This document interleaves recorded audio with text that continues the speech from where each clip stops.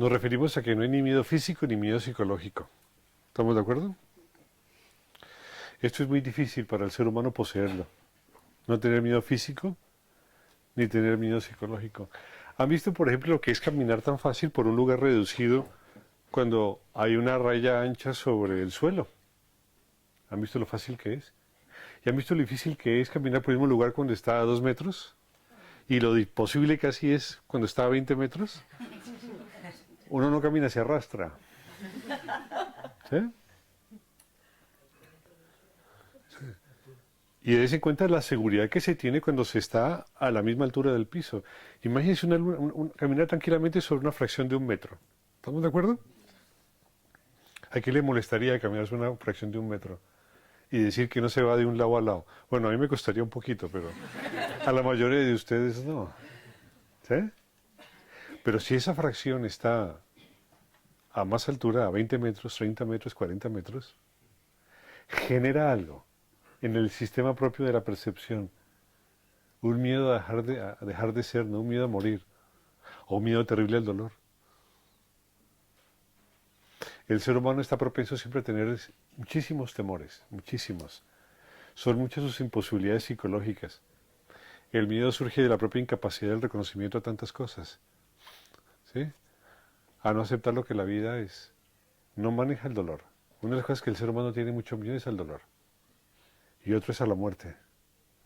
A cualquier forma de dolor psicológico y a cualquier forma de dolor física, el ser humano es profundamente temeroso. ¿Sí? Aprender a no temer a la muerte física y aprender a no temer a la muerte psicológica son una de las pautas que se requieren para que una persona con discernimiento vea el mundo de manera diferente. ¿Entienden? No tener miedo.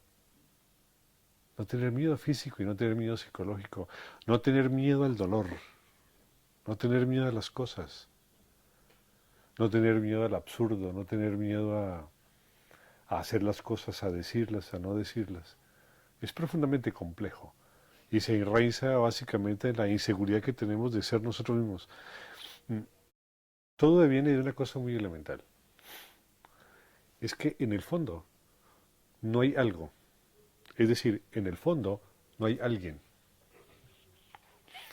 Como vivimos la vida, como la experimentamos día tras día y no tenemos finalmente una respuesta clara al hecho de existir y de por qué lo hacemos, pero sin embargo tenemos una momentánea comprensión de nuestra propia individualidad.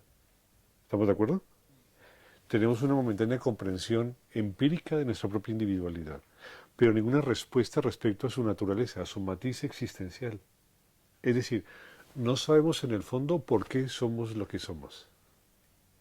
Esa falta de conocimiento respecto a por qué somos lo que somos deja siempre abierto el paso a la inseguridad propia del desconocimiento sobre nosotros mismos.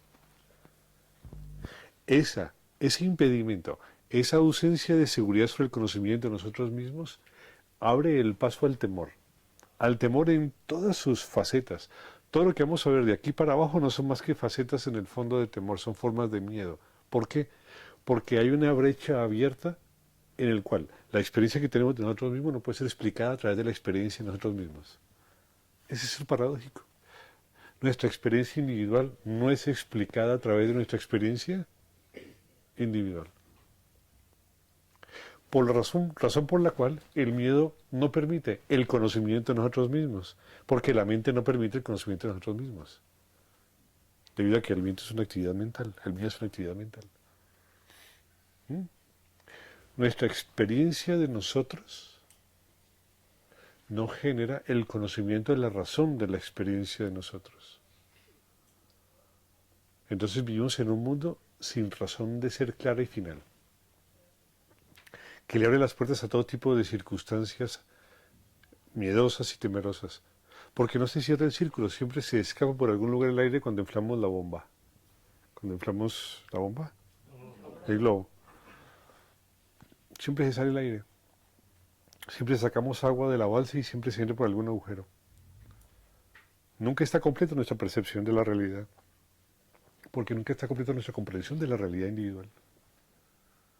Entonces, mientras haya sentido de yoidad, no se puede erradicar el temor, porque nunca habrá en el fondo una razón de ser lo suficientemente firme para poder darle sentido a esa condición individual. No existe, porque en el fondo no existe yo, no existe individualidad. Eso es lo complejo. Ese es el quid del asunto. El modelo de afianzarnos sobre una condición egoica nunca permite de manera sobrada tener la comprensión de su razón de ser, porque no existe razón de ser de la comprensión egoica. No existe una forma, no existe un precepto, no existe un mecanismo ni un esquema que nos dé la salida egoica a la comprensión egoica o a la existencia egoica. Esa falta de claridad sobre lo que somos y la razón de nuestra propia existencia genera temor y angustia, de todo tipo y variada forma.